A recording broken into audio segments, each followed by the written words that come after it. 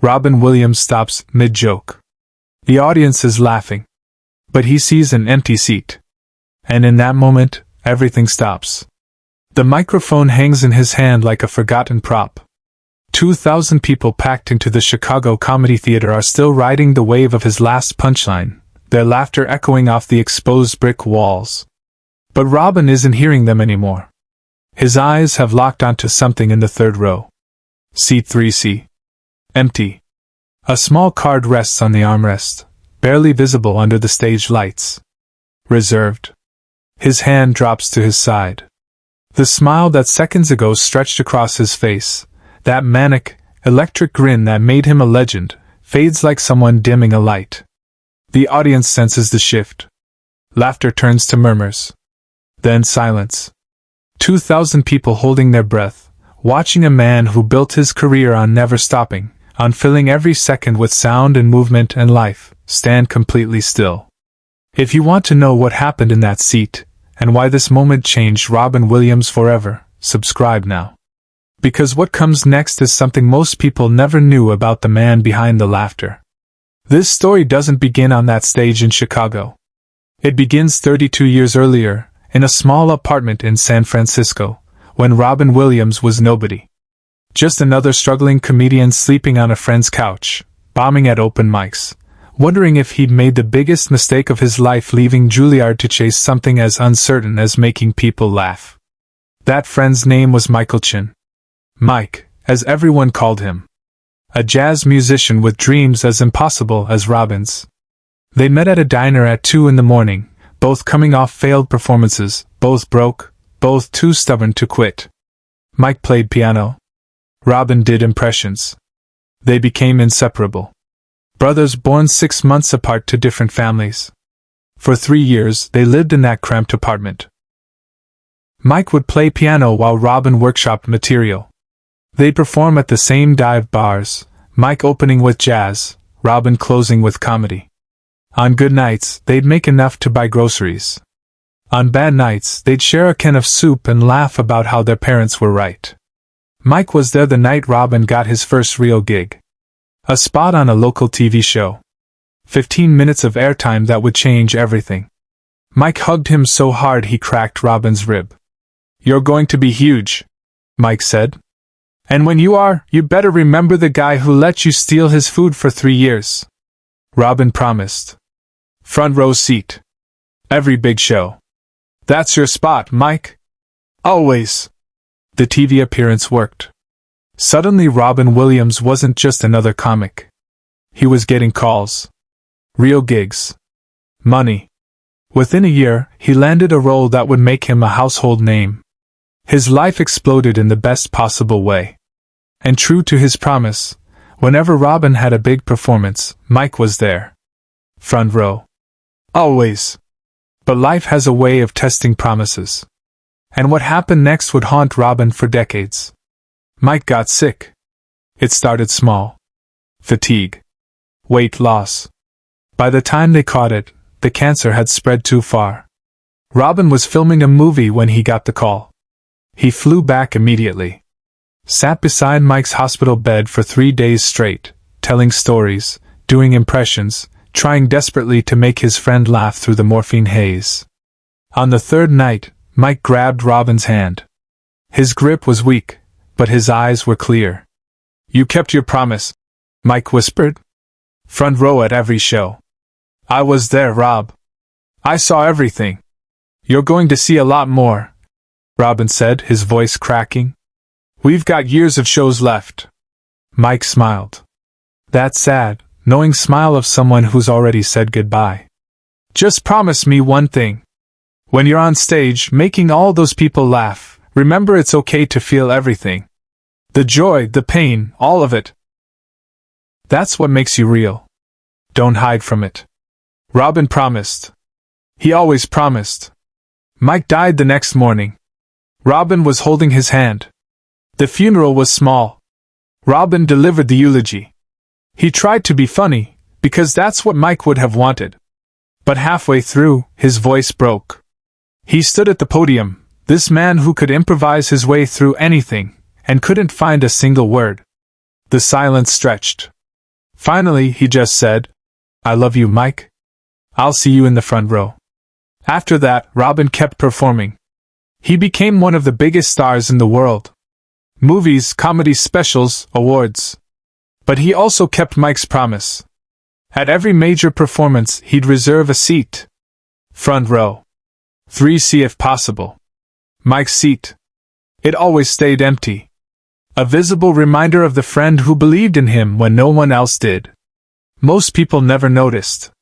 Why would they? One empty seat in a sea of thousands. But Robin noticed.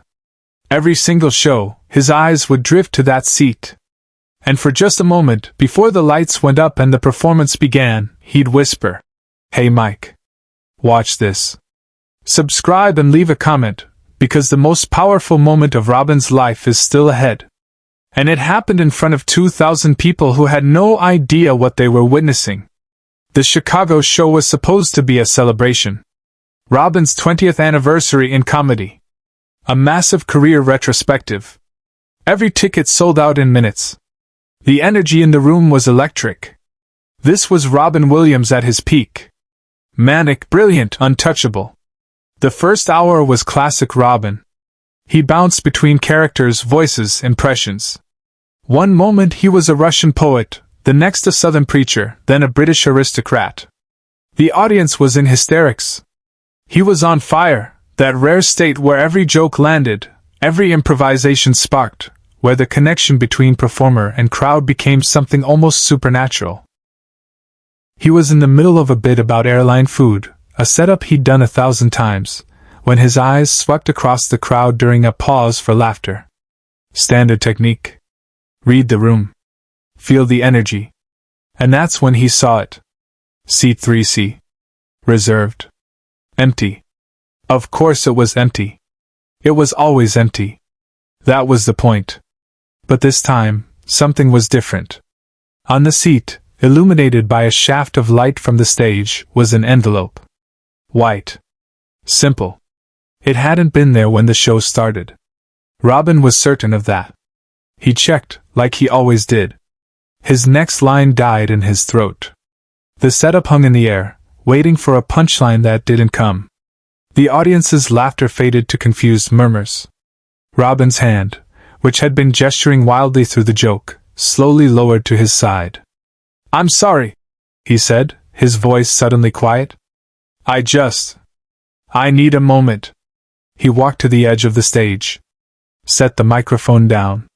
The audience was completely silent now, confused, concerned. Robin Williams never stopped mid-joke. Never. It violated every rule of performance. You finish the bit. You keep the energy up. You never, ever break the fourth wall like this. But Robin wasn't thinking about rules. He stepped off the stage, walked down the side steps, and made his way to row 3. The audience watched in stunned silence as this comedy legend, this man they paid to watch perform, walked past them to an empty seat. He picked up the envelope. His hands were shaking. Inside was a single piece of paper. The handwriting was shaky, clearly written by someone whose hand couldn't quite grip the pen properly. But Robin would have recognized it anywhere. He'd seen Mike's handwriting on 1,000 shared grocery lists, on notes left on the bathroom mirror, on the postcard Mike sent from his first real jazz gig. But Mike had been dead for 23 years. The letter read, "Rob, I know what you're thinking. No, I didn't come back from the dead. This is from me, but written now, by someone I asked to help. Her name is Sarah.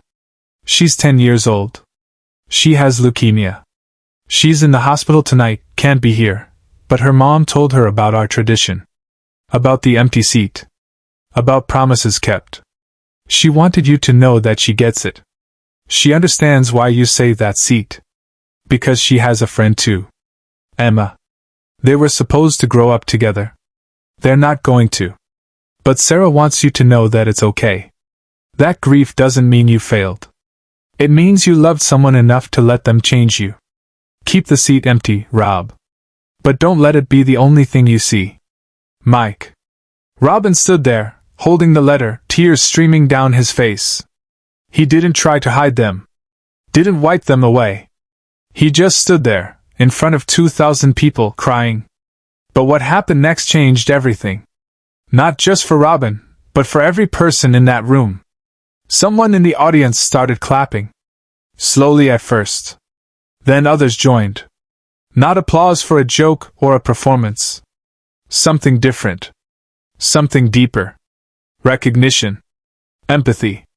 2,000 people acknowledging that they just witnessed something rare and sacred. A man being completely, devastatingly human. Robin looked up at the crowd. His face was wet with tears, but he was smiling. That soft, genuine smile he rarely showed. Not the manic grin of the performer, but the real expression of the man underneath. He walked back to the stage. Picked up the microphone. His voice was rough, broken, but steady. "Her name is Sarah," he said. "She's 10 years old. She's in Chicago Children's Hospital right now, fighting for her life. She knows about my friend Mike. About this seat. And she wrote me a letter. She wanted me to know that it's okay to feel this. All of it. The love. The loss. The fact that 23 years later, I still miss my friend so much it hurts." The theater was completely silent. You could have heard a pin drop. "We spend so much time," Robin continued, "trying to be okay. Trying to be strong. Trying to keep moving forward. And that's important. But sometimes you need to stop. You need to stand in the middle of a comedy show in front of 2,000 people and admit that you're not okay. That you're still grieving. That loss doesn't have an expiration date." He paused, looking at the letter in his hand. "Sarah is braver than me. She's 10 years old, and she already understands something it took me 23 years to learn. That grief isn't the opposite of love. It's love with nowhere to go. And maybe, just maybe, we honor the people we've lost not by pretending we're fine, but by being honest about how much they meant to us." Robin folded the letter carefully and put it in his pocket. "This seat," he said, pointing to 3C, "stays empty. That's non-negotiable. That's Mike's seat. But Sarah reminded me of something important. Mike didn't give me that seat so I could stare at it and be sad. He gave it to me as a reminder. A reminder that he was there. That he believed in me. That I mattered to someone." He took a breath, wiped his eyes with his sleeve. "So here's what I'm going to do. I'm going to finish this show. I'm going to make you laugh until your faces hurt. Because that's what Mike would want. That's what Sarah would want. But first, I need to make a promise. Sarah, if you're watching this somehow, I promise you this, I'm going to visit you. Tomorrow. And I'm going to bring something with me. A recording of tonight. Of this moment. So you can hear 2,000 people bearing witness to your courage. Because you, at 10 years old, just taught a 50-year-old comedian that it's okay to stop mid-joke when your heart needs to." The applause that followed wasn't performance applause. It was something else entirely. Recognition. Solidarity. Love. Robin performed for another hour. Some of the best comedy of his life. He was raw, honest, unfiltered. He talked about Mike. About grief. About the absurdity of trying to be strong all the time. He made people laugh until they cried, and cry until they laughed, and somehow those two things stopped being separate. Share this video and subscribe, so Sarah's courage and Robin's honesty will never be forgotten. Because what happened after the show proves that sometimes, the most powerful thing you can do is let yourself be human. Robin kept his promise. The next day, he went to Chicago Children's Hospital. He brought the recording. He brought flowers. He brought his guitar and did an impromptu concert in the children's ward. But most importantly, he brought himself. Not Robin Williams the celebrity. Not Robin Williams the comedian. Just Robin. A man who understood loss and wanted to sit with a little girl who understood it too. He and Sarah talked for 3 hours. About Mike. About Emma. About how unfair it is that some people don't get enough time. Sarah showed him a photo of her and Emma at their 6th birthday party, both girls covered in cake, laughing so hard their eyes were closed. "She was my best friend," Sarah said. I miss her every day. I know, Robin said. Me too. Before he left, Sarah gave him something. A small toy piano. One of those cheap plastic ones that plays pre-recorded songs when you press the keys. Emma gave this to me, Sarah said. But I think Mike would like it more. Robin tried to refuse. This was too precious, too important. But Sarah insisted. You keep an empty seat for Mike, she said. I'll keep Emma's memory. Fair trade. Robin took the piano. He cried the entire drive back to his hotel. From that day forward, the toy piano sat on his dressing room table at every performance. Next to it, a photo. Robin and Sarah, both smiling, both understanding something most people spend their whole lives avoiding, that love and loss aren't opposites. They're the same thing, wearing different faces. Sarah passed away 6 months later. Robin was there, holding her hand, just like he'd held Mike's. At her funeral, he didn't try to be funny. He just stood at the front and said, She taught me that the bravest thing you can do is stop. Stop pretending.